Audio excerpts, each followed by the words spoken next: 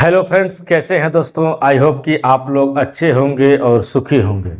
Friends, आज हम बात करेंगे एक्सीडेंट के बारे में। अगर किसी व्यक्ति का एक्सीडेंट हो जाता है तो उस समय सबसे पहले क्या करना चाहिए, क्या क्या हमें लीगल प्रोसेस करना चाहिए, हम सब कुछ बताएंगे इस वीडियो के माध्यम से।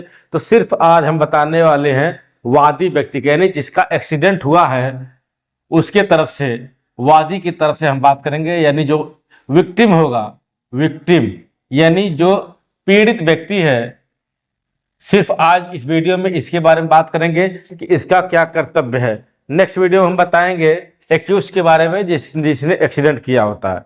तो फ्रेंड्स, चलिए वीडियो को शुरू करते हैं। देखिए, जब कहीं पर भी कोई एक्सीडेंट होता है तो एक्सीडेंट दोस्तों अचानक होता है, लापरवाही पूर्वक होता है, उतावलेपन पूर्वक हो सकता है। तो अगर एक्सीडेंट किसी व्यक्ति का हो गया है और उस व्यक्ति को क्या हुआ, गंभीर चोट आई है, गंभीर चोट, अगर एक्सीडेंट हुआ है उसको गंभीर चोट आई है, या कोई व्यक्ति डेथ हो गई यानी किसी व्यक्ति की मृत्यु हो गई है, गंभीर चोट आई है, या उस व्यक्ति की डेथ हो गई है, या दो व्यक्ति थे, एक गंभीर चोट है और एक की डेथ हुई है, तो उस स्थिति में क्या किया जा सकता है। तो फ्रेंड देखिए, अगर मान लीजिए कहीं पर एक्सीडेंट होता है तो सबसे पहले जो गंभीर चोट होती है, जिसको चोट लगी होती है, उसको तुरंत एम्बुलेंस की मदद से नजदीक के हॉस्पिटल में एडमिट करना होता है। ये तो हो गया मोरल, ये क्या हो गया, ये मोरल बातें हो गई। मतलब उसको गंभीर चोट वाले व्यक्ति को तुरंत एम्बुलेंस की मदद से या किसी भी तरह से आप उसको पहले प्राथमिक उपचार करवाएं। लेकिन देखिए, डेथ हो गई है तो क्या करें आप, पहले अगर किसी व्यक्ति की एक्सीडेंट के समय तुरंत ही डेथ हो गई है तो आप तुरंत वहां पर पुलिस कॉल कर सकते हैं। तुरंत क्या करें, पुलिस कॉल करें। पुलिस कॉल करेंगे तो इसका ये होगा कि तत्काल पुलिस आएगी और बॉडी को, जो डेड बॉडी होगी तुरंत उसको अपने कब्जे में लेकर के बाकायदे पंचनामा बनाएगी। क्या बनाएगी, पंचनामा। पंचनामा बनाने के बाद उसको पीएम करवाएगी। पीएम माने पोस्टमार्टम, पोस्टमार्टम करवाएगी। ये पुलिस का काम रहेगा तुरंत। यानी कि अगर किसी व्यक्ति की डेथ हो गई है एक्सीडेंट में तो हमें पुलिस को कॉल करना है, पुलिस आएगी, बॉडी को अपने कब्जे में लेगी और उसका पंचनामा बनाएगी, पीएम कराएगी, पोस्टमार्टम करवाएगी और साथ ही साथ नक्शा नजरी भी बना लेगी। क्या करेगी, नक्शा नजरी, तुरंत क्या करेगी, नक्शा नजरी वगैरह सब बना लेगी। ये सब पुलिस का काम है। लेकिन वहीं पर अगर गंभीर चोट लगी है तो उसको हॉस्पिटल में एडमिट करना होता है। ये तो हो गई सामान्य सी बातें, मतलब तत्काल उपचार के लिए। लेकिन अब देखिए, यहाँ पर अगर गंभीर चोट लगी है तो इलाज करवाने जाए, ठीक है, आपका कोई हितैषी है, कोई परिवार का व्यक्ति है, तो वह क्या करे, तुरंत, चाहे डेथ हुई हो चाहे गंभीर चोट लगी हो, तुरंत क्या करें आप, एक कंप्लेंट, रिटन, क्या करें, रिटन कंप्लेंट, रिटन कंप्लेंट क्या करें, लिखित शिकायत, एक लिखित शिकायत दर्ज कराएं। कहां पर, पुलिस स्टेशन में। एक बाकायदे दरखास्त लिखें और दरखास्त में जो भी घटना जबकि घटित हुई है, जैसे क्या क्या चीजें मुख्य होती हैं इस एप्लीकेशन में लिखने के लिए। तो देखिए, सबसे पहली बात, आप विक्टिम का नाम लिखें, जो व्यक्ति कंप्लेनेंट है उसका नाम, बाकायदे एड्रेस वगैरह लिखेंगे। और उसके बाद घटना कहां पर हुई है, घटना कहां पर हुई है, कहां, किस स्थान पर हुई है, कब हुई है,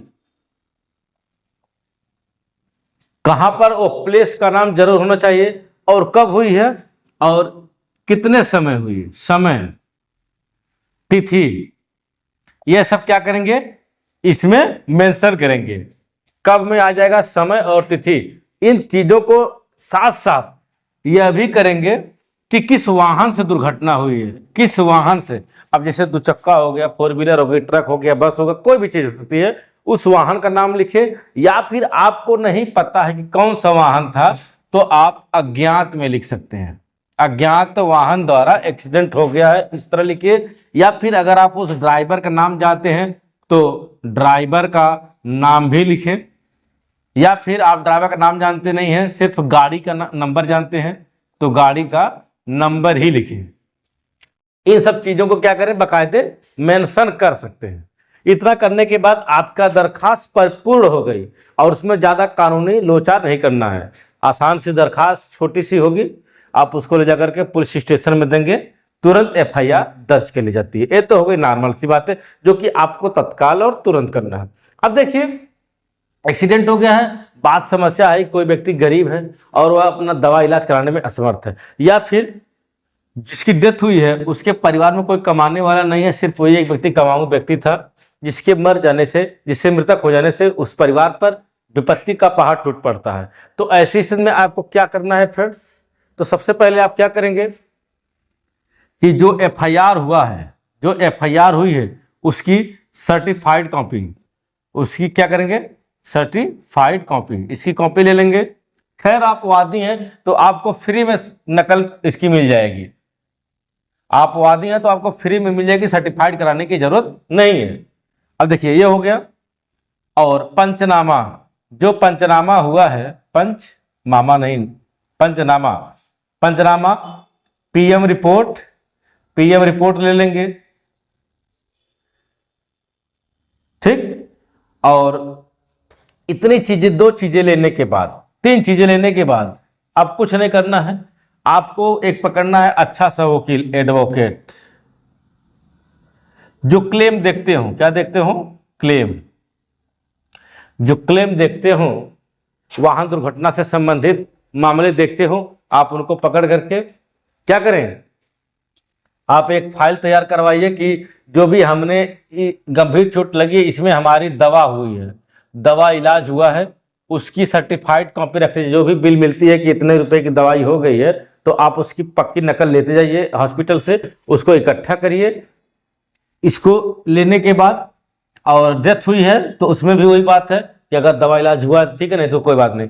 अब इनके माध्यम से क्या करिए, आप एक क्लेम तैयार करवाइए, क्लेम कि इनकी डेथ होने से या फिर ऐसे व्यक्ति के गंभीर चोट लगने की वजह से हमारा हरासमेंट हुआ है, हमारा नुकसान हुआ है, हमारी क्षति हुई है, परिवार खर्चा बिना परेशान है, तो क्या होगा, एक क्लेम तैयार किया जाएगा। क्लेम तैयार होने के बाद आप उसको दाखिल करवाएंगे और मुकदमा जब डिसाइड होगा क्लेम का, तो आपको एक अच्छी खासी रकम मुआवजे के तौर पर मिलती है। क्या होती है, मुआवजे के तौर पर मिलती है।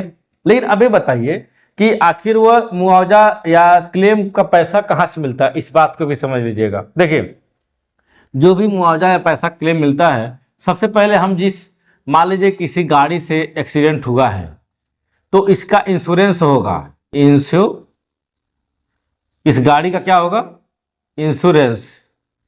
अब इसका इंश्योरेंस हुआ है तो सीधी सी बात है, जो क्लेम होगा यही व्यक्ति, इंश्योरेंस कंपनी यानी बीमा कंपनी ही क्या करेगी, क्लेम हमारा जारी करेगी, देगी, इसके खिलाफ ही हम क्लेम करेंगे।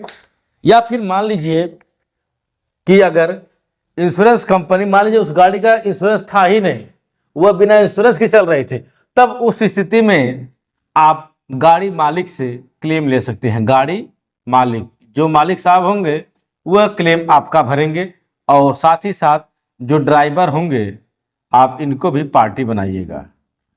मतलब हमको तीन लोगों को पार्टी बनाना है, इंश्योरेंस कंपनी, गाड़ी मालिक और ड्राइवर। अब ये डिसाइड करेंगे कि क्लेम कौन देगा, कोर्ट डिसाइड करती है। क्या करेगी कोर्ट, एडीजे रैंक के अधिकारी होते हैं, ये डिसाइड करेंगे कि इनका इनका जो क्लेम है वह कौन देगा। बात समझ में आई क्या हमने बताया? तो अगर एक्सीडेंट होता है तो घबराने की बात नहीं है, एक्सीडेंट हो गया है तो आप, कुछ लोग, हाँ एक चीज, कुछ लोग ये भी कहते हैं जिनकी घर डेथ हुई होती है कि हम पोस्टमार्टम नहीं करवाएंगे, तो यह आपकी गलतफहमी है। जानने वाला चले जाते हैं, लेकिन उनके बाद ये जो लीगल प्रोसीजर होती है इसको जरूर फॉलो करना चाहिए। आप पीएम करवाएंगे, आपको कुछ सहायता राशि मिल सकती है। तो फ्रेंड्स, और लास्ट में हम यही कहना चाहेंगे कि सावधानी से गाड़ी चलाएं, लापरवाही पूर्वक ना चलाएं, जिससे किसी व्यक्ति की जान चली जाए या हाथ पैर टूट जाए। तो फ्रेंड्स, आज की वीडियो में फिलहाल इतना ही। अगर आपको हमारा चैनल पसंद आया हो, वीडियो पसंद आए तो लाइक करिएगा, चैनल को सब्सक्राइब करिएगा। अगली हम वीडियो में बताएंगे आपको कि अगर आप एक्यूज व्यक्ति हैं जिसने एक्सीडेंट किया है तो उसका क्या कर्तव्य होना चाहिए। नेक्स्ट वीडियो में, तब तक के चैनल पर बने रहें। नमस्कार, जय हिंद।